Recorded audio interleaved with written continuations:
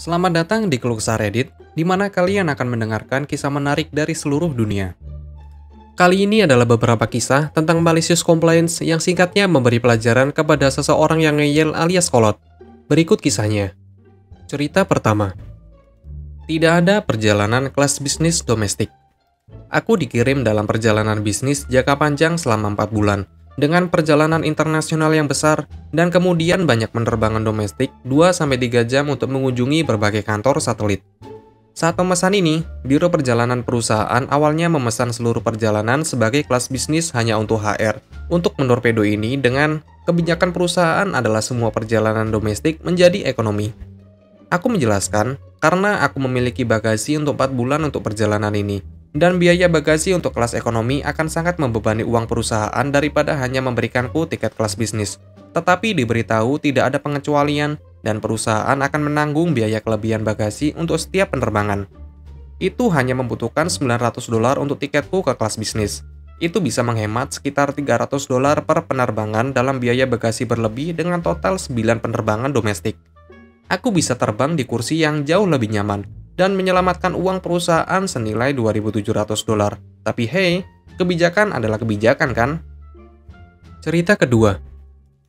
Kisah uang saku lainnya. Bukan milikku, tapi cerita teman.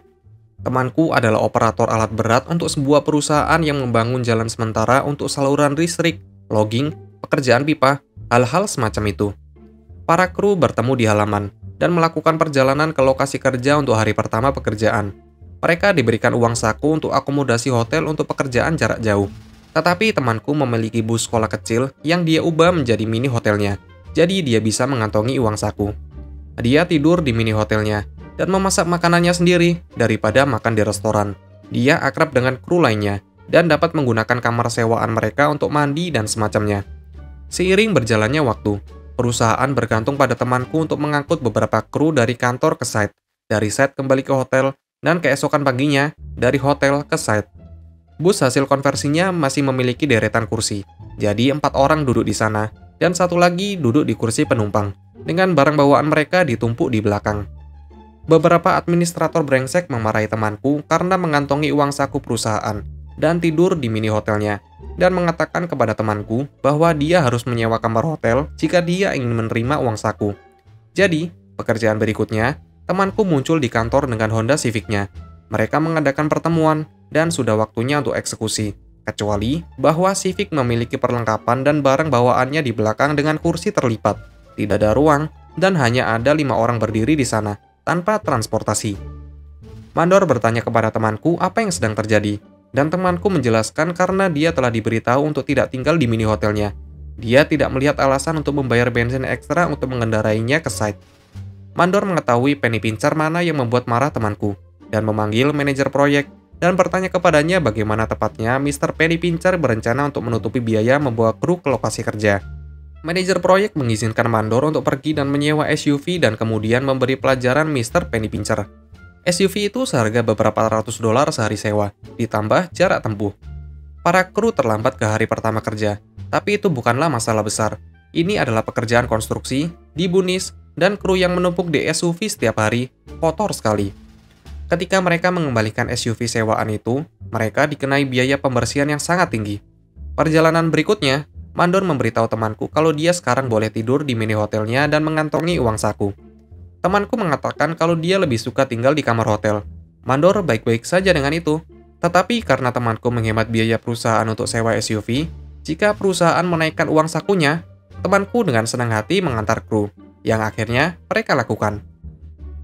Cerita ketiga. Kamu ingin 17 senmu? Oke. Jadi aku bekerja sebagai sopir pengiriman. Pizza, burger, sups, wraps, dan lain-lain. Telah melakukannya selama lebih dari 1 dekade. Aku tidak pernah bekerja di gig di mana aku memberi kembalian uang receh, hanya single. Beberapa tahun yang lalu, sebelum seluruh COVID melanda, aku sedang dalam pengiriman, dan uang kembaliannya adalah beberapa dolar dan 17 sen. Aku memberinya single dan mengucapkan selamat malam. Dia bilang aku tidak memberikan semua kembaliannya. Aku mengatakan kepadanya kami tidak diberikan uang receh, jadi tidak ada uang receh untuk diberikan. Dia membuat masalah besar, mengancam akan menelpon bosku dan membuat aku dipecat. Aku mengatakan kepadanya dia akan mengatakan hal yang sama yang aku lakukan dan mengulangi. Kami tidak memberikan uang receh.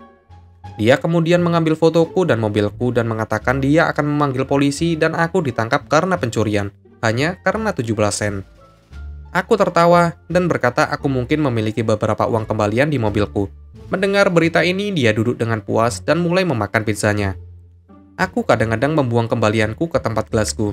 Aku minum air beku hari itu, dan ada banyak air di tempat gelasku karena kondensasi. Jadi aku menghitung 17 sen basah. Aku berjalan kembali ke teras tempat dia makan, dan memberinya 17 sen basah. Ketika aku berjalan kembali ke mobilku, aku mendengarnya memberitahu temannya. Idiot itu memberi aku uang receh. Aku hanya terkekeh pada diri sendiri dan berkata, "Ya, kulakukan." Dia masih menelpon dan mengeluh kepada manajerku yang tertawa terbahak-bahak. Dia mengatakan kepada aku kalau aku tidak perlu memberikan kembalian recehannya dan bisa saja membiarkan dia menelpon bosku. Aku mengatakan kepadanya bahwa aku tahu itu. Dia hanya bersikap kasar tentang hal itu, sehingga aku memutuskan untuk mengerjainya. Terima kasih telah menonton video ini. Kalian bisa like, komen, dan subscribe channel ini. Sampai bertemu di video selanjutnya.